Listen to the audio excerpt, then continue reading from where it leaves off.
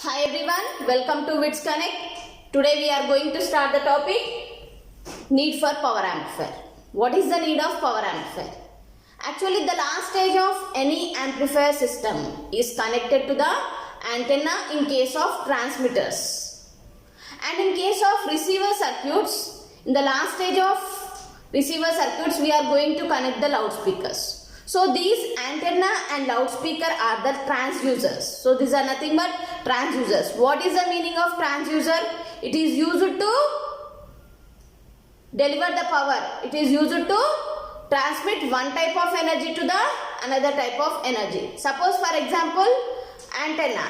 Antenna is used to convert electrical energy into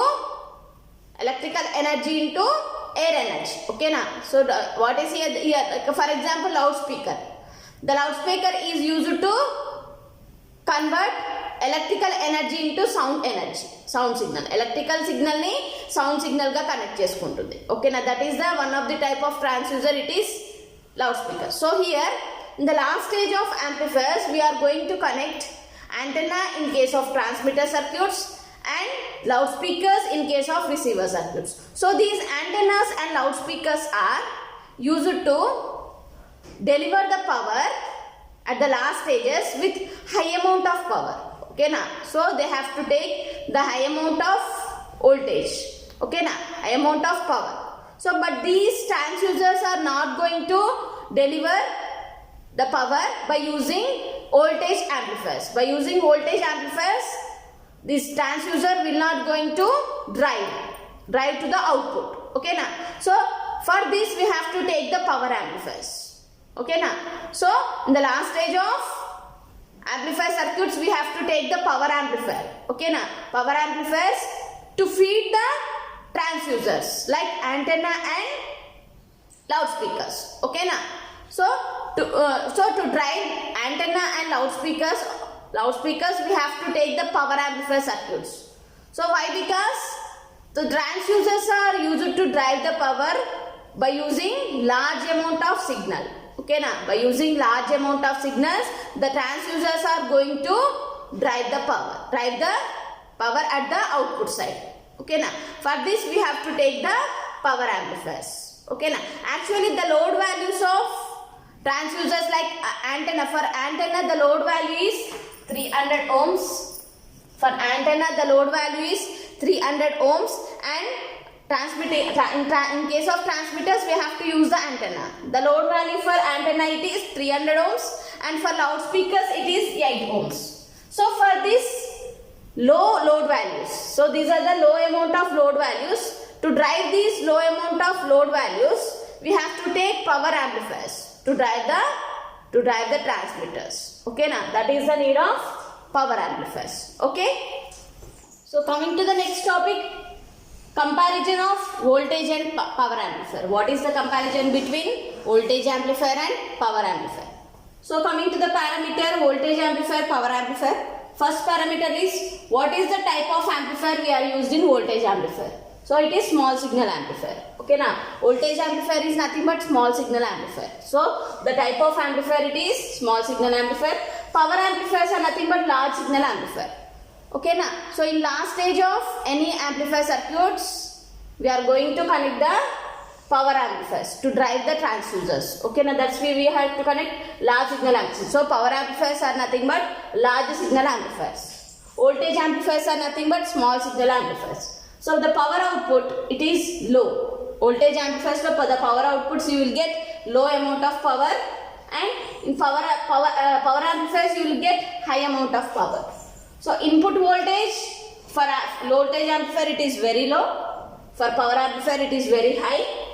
Collector current it is low for voltage amplifiers, for power amplifier it is very high, and heat produced. So voltage amplifiers are nothing but small signal amplifiers, means there is no amount of heat will produced at the output of the circuits. So the heat produced will be low in small signal amplifiers. Coming to the power amplifiers, in last stage of any power amplifiers, the circuit will produce high amount of heat. Okay, and that's why the heat produced will be high in power amplifiers. So necessity of heat sinks. That means in voltage amplifiers, heat sinks are nothing but heat will absorb. The heat sinks are going to will be absorbed by the heat sink. So in voltage amplifiers it is not required. Heat sinks are not required, but power amplifiers it is required. So why? Because the power amplifiers at the output circuit it will get heat. Okay na? So whatever the components you are using in the large signal amplifier, they will produce heat when they are operating. So that's why we have to use heat sinks. The heat sinks are required in power amplifiers. So value of beta. Beta is nothing but current gain. It is very high. That is greater than 100 and it is very low. It is about 20 to 50. So output impedance. It is very high. In voltage amplifiers it is 12 kilo ohm. In power amplifiers it is very low, 200 ohms. So cooling arrangement. So in voltage amplifiers it is not required. So it is required. That's why we are using heat sinks. Okay. So coupling. So coupling is voltage amplifiers will require RC type of coupling. RC coupling. Here large signal amplifiers are used for using transformer coupling. So power dissipation. In voltage amplifier it is less than 0.5 watts and power amplifiers it is more than 0.5 watts. So this is the comparison between voltage and power amplifiers. The next topic, classification of power amplifiers. According to the usage of frequency signals, power amplifiers are classified as audio frequency power amplifiers. So the audio frequency range is 20 Hz to 20 kHz. Next, radio frequency power amplifier. The radio frequency power amplifier range is between 20 kHz to 200 MHz. Like that, next, video frequency power amplifiers. These are the power amplifiers according to the usage of frequency signals. Next, according to the period of conduction. So it is class A power amplifier. In class A power amplifier, the period of conduction angle is 360 degrees, that is for full cycle. And class B power amplifier, the period of conduction angle is 180 degrees, that is for half cycle. And class AB power amplifier, the period of conduction angle is greater than 180 degrees and less than 360 degrees. So this is class AB power amplifier. Next, coming to the class C power amplifier, the period of conduction angle is less than 180 degrees. Next, like that, class D power amplifier. These are the power amplifiers according to the period of conduction angle.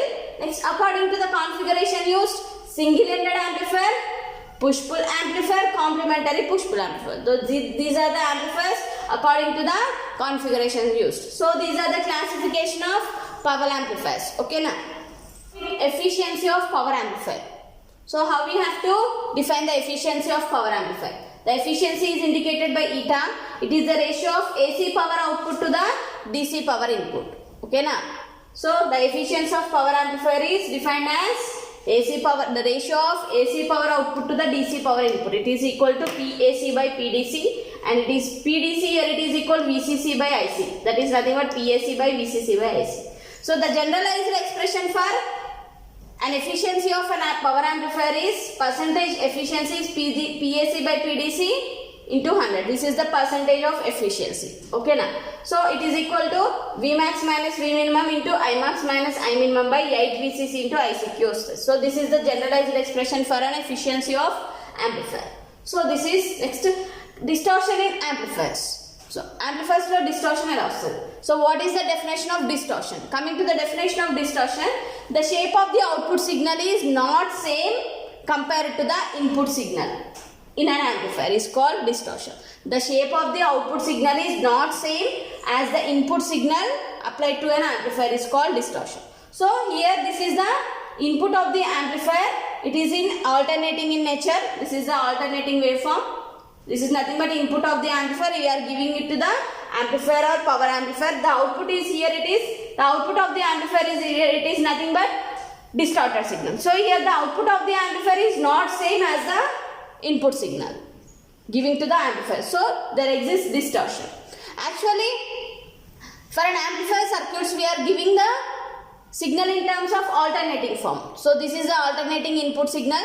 So here the output, the distorted output will have the changes in either frequency or amplitude or phase of the input signal. Okay na? So depending on the changes in the output signal, either it is amplitude or frequency or phase. So the distortions are classified as amplitude distortion, phase distortion and frequency distortion. So these are the distortions in amplifier. So what is the definition? The shape of the output signal is not same as compared to the input signal of an amplifier, is named it as distortion. So these are the input of the amplifier and this is the output of the amplifier, that is the nothing but distorted signal. It is not same as the input signal. Next topic is operation of class A power amplifier with resistive load. So these are the diagrams. This is the circuit diagram for class A power amplifier and this is the figure indicates output characteristics. So here in this class A power amplifier, the collector current, here at the collector current is going to be flows through the amplifier about full cycle. Okay now. So what is class A power amplifier? The conduction period is about full cycle. That is nothing but the conduction period is about 360 degrees. So the collector current flows through the full cycle, that is 360 degrees. Okay now. So here the efficiency of the class A power amplifier is about 25%. So it is nothing but it is very low amount of efficiency because here the amplifying devices flows for full cycle. Okay now, the amplifying devices are flows for full cycle means that's why the efficiency of the class A power amplifier is very low. But by using class A power amplifier, the signal is reproduced faithfully. Okay now, and good linearity is there. There is good signal reproduction and linearity is there. Okay now, so the power amplifier is said to be, here it is, the power amplifier is said to be class A power amplifier. Okay now, so here why we have to name it as class A power amplifier means here the selected operating point, here it is the operating point and the giving input signal, this is the input signal, will be selected at the center of the operating point. Here the transistor operates in the active region. Here this is the NPN transistor, it is operating in the active region. Okay now, so here the position of the operating point is exactly midpoint of the output characteristics. Okay now, so here you are going to get the output voltage at the load resistor RC. Okay now, this is the load resistor RC where you are going to get the output voltage. Okay now, so here this is the voltage and current waveforms of the class A power amplifier in the output characteristics. This is the input signal and this is the voltage waveform and this is the current point. And this is the operating point P. It is on the active region exactly midpoint. Okay now. So and you are going to take the output voltage at the load, resistive load RC, that is indicated by V0. Okay now, this is the construction of the class A power amplifier.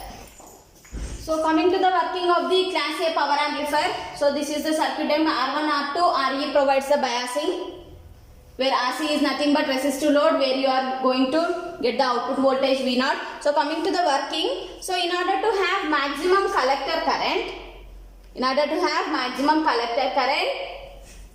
due to the input AC, this is the input AC signal. In order to have maximum collector current due to the AC input signal, we have to take the Q point. We have to take the operating point Q on the AC load line exactly at the midpoint. Of the AC load line. So in order to get the midpoint exactly at the AC load, mid at the load line, we have to adjust the R1, R2 and RE. By using R1, R2 biasing components, the operating point will be exactly at the midpoint. Okay now, see, so what is happening here?